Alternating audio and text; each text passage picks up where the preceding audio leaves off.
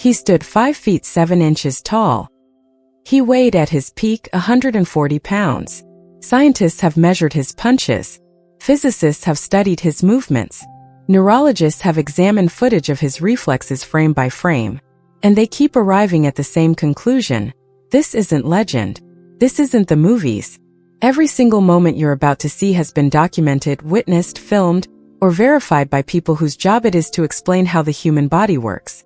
They still can't explain Bruce Lee. These are 30 moments that prove it. Before we get to the moments themselves, you need to understand something about Bruce Lee that most people don't. He wasn't just a martial artist who became an actor.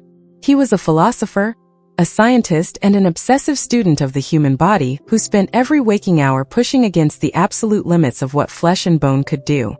He was born in San Francisco in 1940, raised in Hong Kong, and by the time he was in his late 20s, he had developed a system of movement Jeet Kune Do that blended Wing Chun Kung Fu, boxing, fencing, wrestling, and principles from philosophy and physics into something entirely new. He trained 6 to 8 hours every day. He read voraciously biomechanics, anatomy, Zen Buddhism, psychology. He kept detailed notebooks of his training progress, his philosophy, and his physical measurements. His body fat at his peak was estimated between 3 and 4%. For reference, competitive bodybuilders at competition weight typically sit at 5 to 6%. Bruce Lee maintained that level year-round while training at full intensity. He was, by every scientific measure, a physical outlier. A human being who had pushed his own biology into territory that experts struggle to categorize even today. Now let's count down the 30 moments. Multiple training partners and sparring opponents, including professional boxers, reported that Bruce Lee seemed to react to punches before they were visibly launched. He wasn't just fast. He appeared to anticipate. Neuroscientists who have studied this describe it as an extraordinarily developed capacity for reading micro-expressions and micro-movements. Tiny muscular contractions that precede a strike by milliseconds. Most people cannot consciously perceive these signals. Bruce Lee had trained himself to respond to them automatically. The science is real. The level at which he operated remains, to this day, unmatched on film. At his physical peak, Bruce Lee's resting heart rate was measured in the low 40s beats per minute. A normal adult rests between 60 and 100. Elite marathon runners and professional cyclists sometimes reach the low 50s. Lee achieved this not through endurance training, but through a combination of martial arts practice, isometric exercises, and what he called internal training, meditative breathing techniques that modern sports science now recognizes as genuine cardiovascular conditioning. He wasn't just stronger than most people. His heart was more efficient. This one is documented on film and witnessed by dozens of credible observers. Bruce Lee performed push-ups balancing on the thumb and index finger of one hand, not as a party trick, but as a regular part of his training. Sports physiologists who have analyzed this describe the tensile strength required in the tendons and ligaments of the fingers as being in a range almost never observed outside of professional rock climbers who have trained for decades. Lee achieved this in his 20s. In controlled tests filmed for documentary purposes, Bruce Lee's punches were timed at approximately 0.05 of a second from launch to impact. The human eye processes visual information at roughly 50 to 100 milliseconds. In simple terms, by the time your brain registered that he had moved, the punch had already landed. Physicists who reviewed the footage noted that the combination of speed and mass produced impact forces that could not logically originate from a man of his size using conventional muscular mechanics. He had somehow optimized every joint, every fiber, every moment of the movement to transfer maximum force. This seems almost absurd after the last entry, but it tells the other half of the story. Bruce Lee's physical control wasn't just about explosive power. It was about precision at speed. He regularly demonstrated the ability to catch individual grains of rice from the air using chopsticks. The motor control required timing, spatial awareness, fine motor precision, operates in the same neurological space as his combat reflexes. He had developed both sides of the equation, explosive and fine, powerful and precise. This is perhaps his most famous demonstration, and the one that launched the most scientific investigation.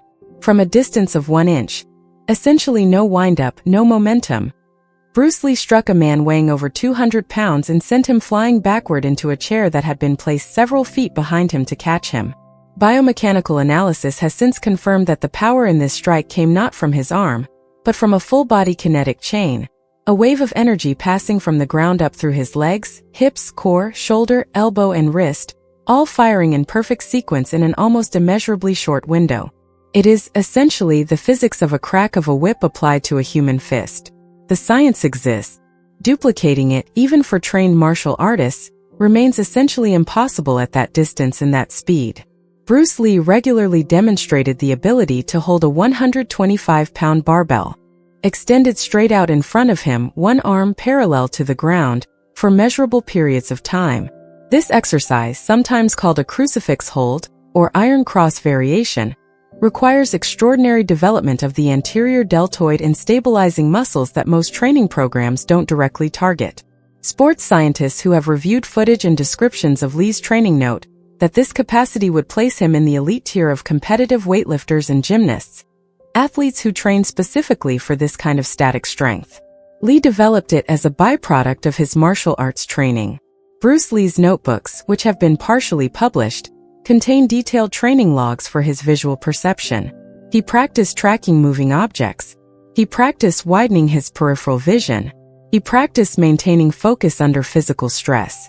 Vision scientists now understand that the visual system is trainable in ways that weren't fully appreciated in Lee's era.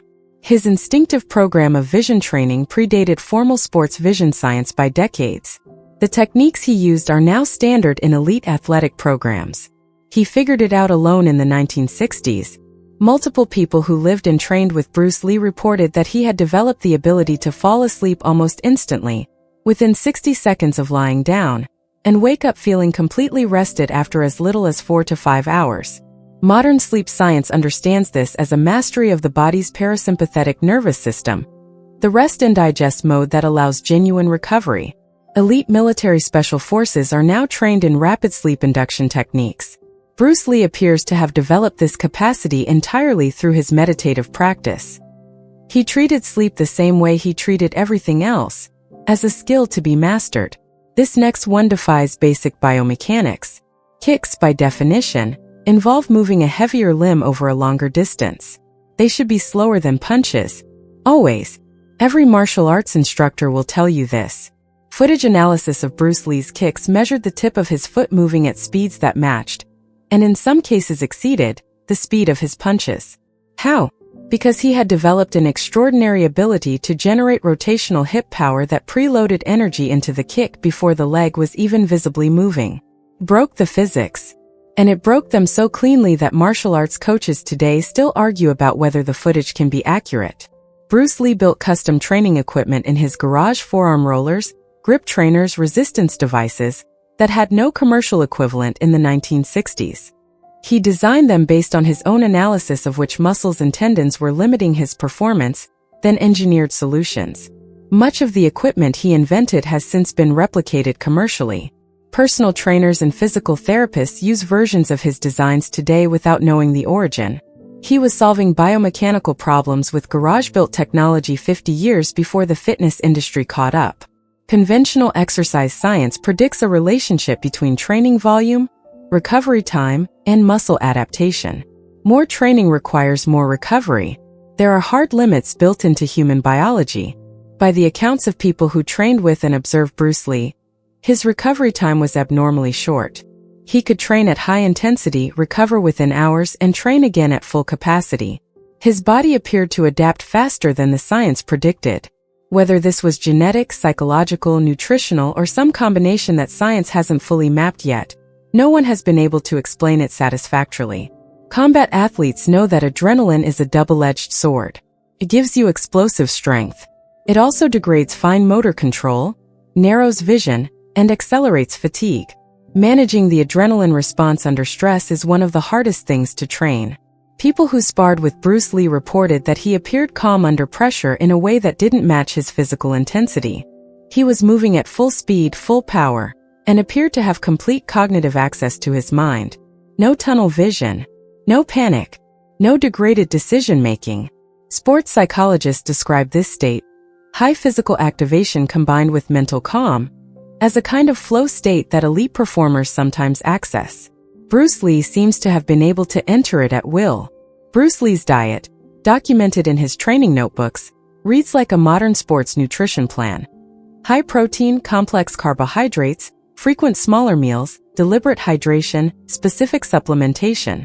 He was consuming protein shakes, royal jelly, wheat germ oil, and vitamin supplements in the 1960s. He had essentially reverse-engineered sports nutrition from first principles, analyzing what his body needed based on how it performed, long before mainstream sports science formalized these protocols. A nutritional scientist reviewing his documented diet in the modern era would find little to criticize. He got it right alone decades early. This one is strange and remains scientifically awkward to discuss. Multiple observers, including people with medical and physiological training, reported that Bruce Lee's movements in real-time practice appeared faster than what appeared on film. The most credible explanation involves the difference between how the human eye processes continuous motion versus how a camera captures it in frames per second. But even accounting for this, researchers who have studied the footage note anomalies in the timing of his movements that don't map cleanly onto standard biomechanical models. It is possible that his movement efficiency, the absence of any wasted motion, any telegraphing, any preparatory tension, made his speed harder for the human eye to track than conventional physics would predict.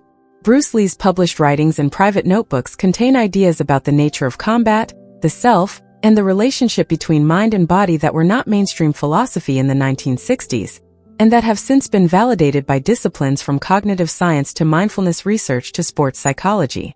Empty your mind, be formless, shapeless like water. This is not poetic vagueness. It describes, with remarkable precision, the cognitive state that modern performance psychology identifies as optimal for skilled motor performance under pressure. He was right. The science caught up. He had gotten there alone. In 1970, Bruce Lee suffered a severe back injury, damage to the fourth sacral nerve in his spine, during a training exercise. Doctors told him he might never practice martial arts again. They told him to rest for months, possibly permanently. He used the enforced rest to write. He read. He studied. He returned, by most accounts, as a more technically refined martial artist than before, because the period of stillness had forced him into his mind rather than his body. His comeback from that injury, both physically and artistically, is considered by those who knew him to have represented a deepening rather than a diminishment. By his late 20s, Bruce Lee had achieved full splits side and front, and could perform them immediately without warming up on command. He maintained this flexibility alongside explosive muscular power and extraordinary muscular density. This combination, extreme flexibility and extreme power in the same body, is biomechanically unusual. Most training systems require a trade-off between the two. Lee's system, which he had developed and refined through years of experimentation, achieved both simultaneously. Modern athletic training has moved in this direction. In Lee's era, it was essentially unheard of. People who shook hands with Bruce Lee, including professional fighters, routinely reported that his forearms felt different from normal human musculature. Harder, denser, more like wood than muscle. This was the result of years of specific forearm conditioning that he had developed from Wing Chun training and amplified through his own research. He spent deliberate, daily time developing the tendons, ligaments, and dense connective tissue of his forearms in ways that conventional gym training doesn't address. The result was forearms that absorbed and delivered force with dramatically more efficiency than normal muscle tissue, and that felt, to anyone who grabbed them, distinctly inhuman. Most martial artists develop power from specific stances, weighted, grounded, positioned to generate force in a particular direction.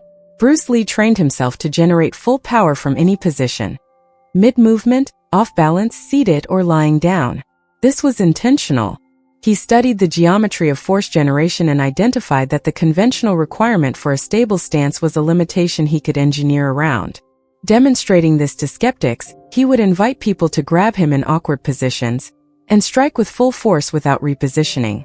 The results consistently were the same. Position for Bruce Lee was irrelevant. In demonstrations and sparring footage, observers noted that when Bruce Lee was struck, something he permitted in controlled demonstrations, his body appeared to distribute and dissipate impact in an unusual way. He did not tense rigidly against impact. He moved with it, channeled it, and appeared largely unaffected by blows that would have visibly shaken other fighters. This is a recognized principle in martial arts, absorbing rather than resisting impact, but the degree to which Lee had developed it was, by witness accounts, extraordinary. His body behaved less like a solid object and more like a shock-absorbing system. Most people can move fast or slow. Bruce Lee could move different parts of his body at different speeds simultaneously. A fast hand attached to a slow body, a slow feint that launched an explosive strike, a movement that appeared relaxed that was actually fully accelerated. This capacity for independent limb speed control is documented in martial arts theory, but extraordinarily rare in practice. It requires a level of neuromuscular control, the ability to fire specific muscle groups independently of each other, that takes years of deliberate training, and that most practitioners never achieve fully. Lee used it constantly. It made him essentially impossible to read.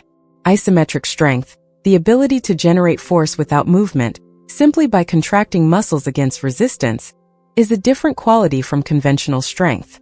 Bruce Lee's isometric capacity was documented in tests where he would hold weights, resist pulls, or maintain positions that should have been physically impossible given his body size.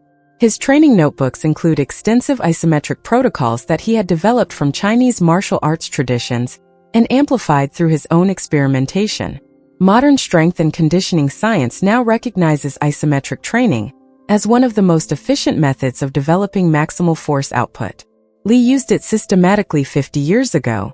In documented tests with timing equipment, Bruce Lee's reaction time was measured at approximately 0.05 of a second, roughly comparable to the fastest professional boxers ever tested and faster than the vast majority of combat athletes.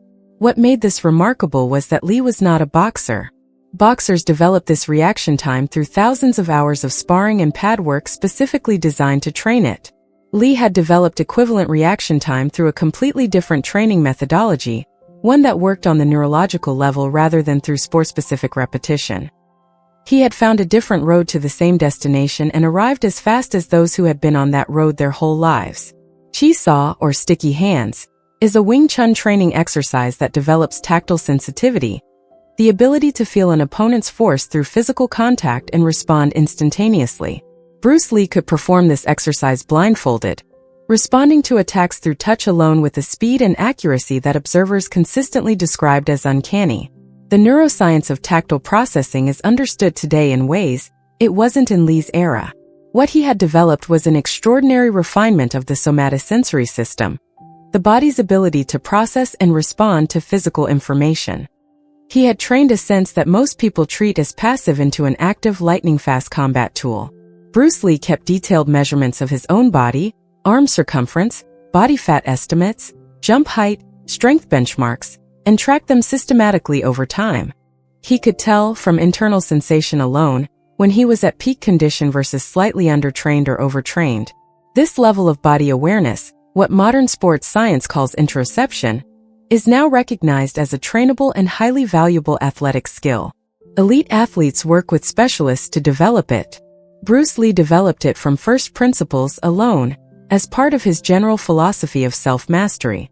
He knew his own body the way a master mechanic knows an engine.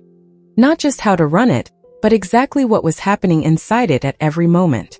When Bruce Lee said in the 1960s that a martial artist should absorb what is useful, discard what is useless, and add what is specifically your own, he was describing with remarkable precision the methodology that modern mixed martial arts, which didn't exist until the 1990s, eventually formalized.